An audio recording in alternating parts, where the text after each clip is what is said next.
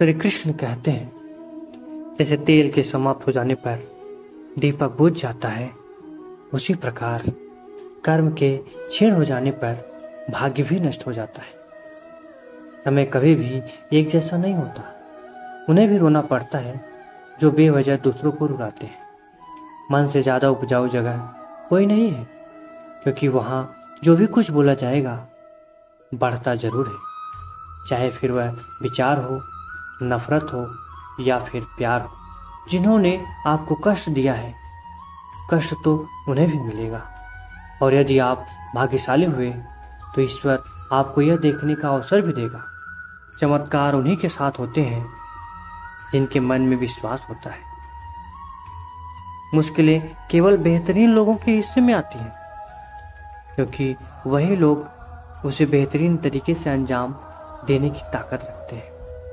अगर तुम्हारे ख्वाब बड़े हैं तो तुम्हारा संघर्ष कैसे छोटा हो सकता है। जहां अपनों के सामने सच्चाई साबित करनी पड़े, वहां बुरे बन जाना ही ठीक है।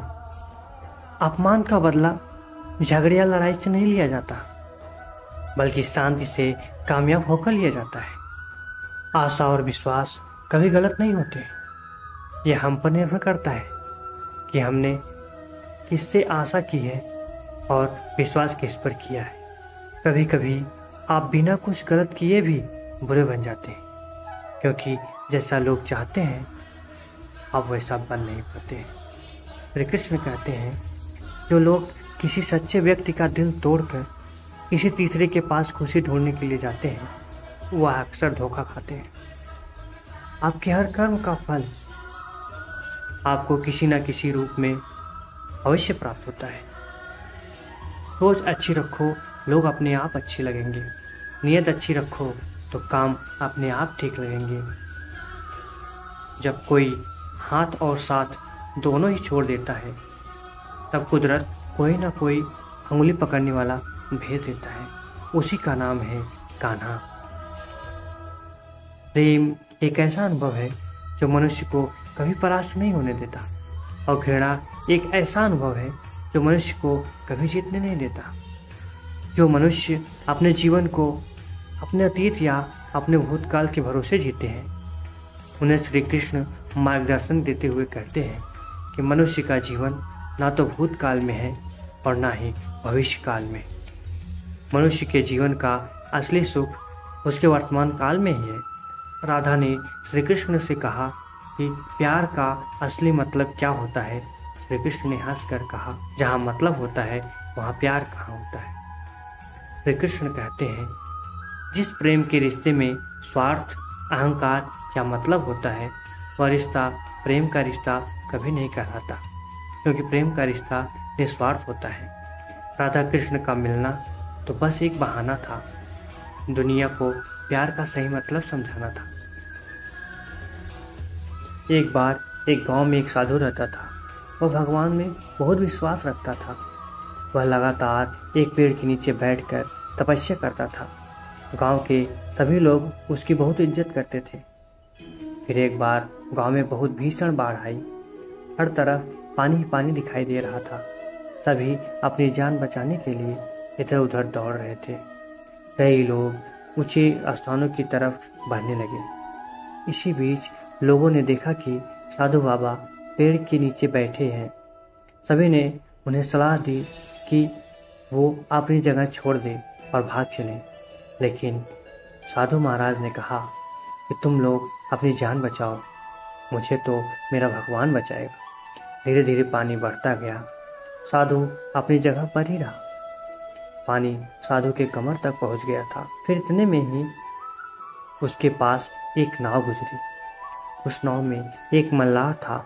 उसने कहा कि हे साधु महाराज, आप इस नाव पर आ जाएं और मैं आपको किसी सुरक्षित स्थान तक पहुंचा दूंगा।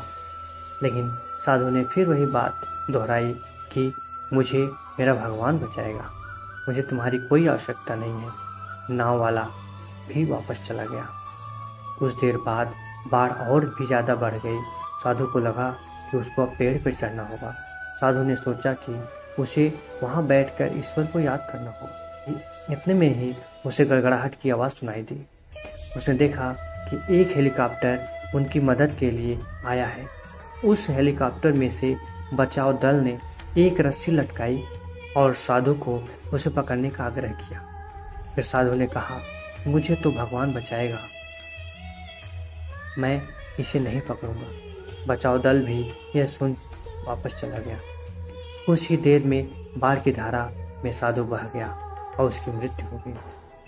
जब मृत्यु के बाद साधु महाराज स्वर्ग पहुंचे तो उन्होंने भगवान से पूछा कि मैंने तुम्हारी बहुत आराधना की, लेकिन फिर भी मैं डूबकर मर गया। तुम मुझे बचाने नहीं आए, आपने ऐसा क्यों किया? भगवान ने साधु महाराज से कहा कि मैं 3 बार तुम्हारी मदद करने के लिए आया।